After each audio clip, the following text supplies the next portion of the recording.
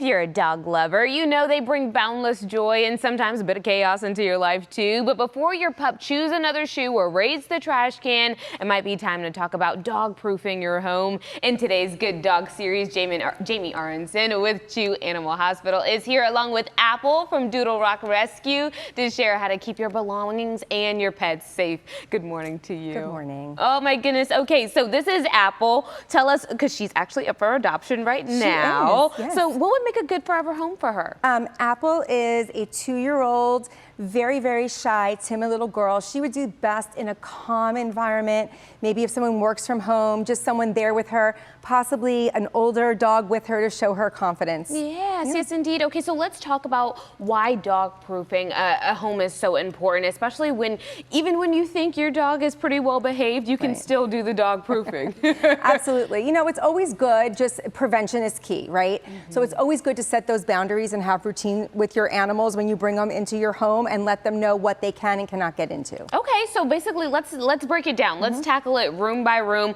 what homeowners should do and what they should be aware of, starting with the living room, which I think is the biggest concern. It is. You know what, there's a risk everywhere. So you have your electrical cords, you have your outlets, and you even have your blind cords, right? They could cause grave dangers if your dog gets tangled up in them and, you know, they could be strangled. So it's always good to get those protectors. They are adventurous, right? Of course, and you want them to be that way, but you want to make sure that they don't cause harm to themselves in the process. Now, tell me, what about the kitchen? Because I feel like that is just a magnet for trouble, just the kitchen in general. I mean, kitchen is the worst. So you have anywhere from your trash can, your counters, your cabinets.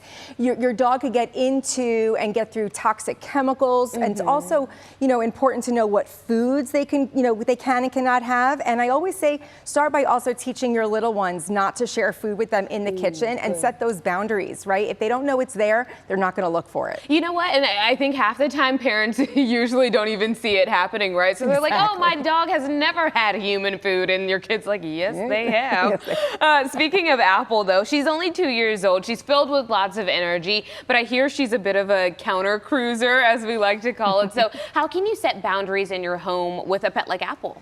So there's a few things that you can do. One is obviously remove the temptation, right? You know, if you have your counters clean, which is not realistic, but that's number one. Number two, baby gate, you can keep them out of the kitchen. And when all else fails, go to training. You have different training techniques, like you can use a command called leave it, and you could teach your dog to leave items, and when they leave it, you reward them. So they start to kind of get that connection. When mom says leave it, I walk away from the counter.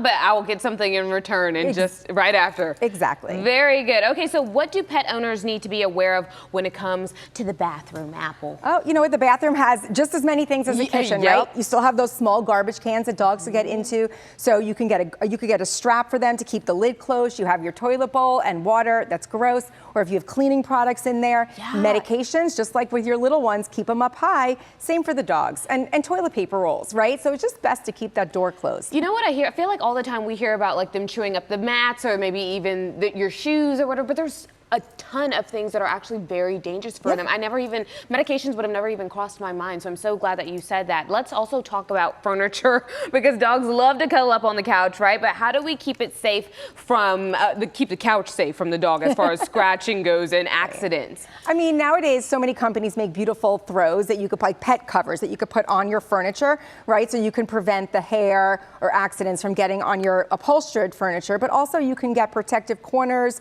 for your tables. A lot of dogs will tend to like chew on a corner, so you could put a corner protector on there.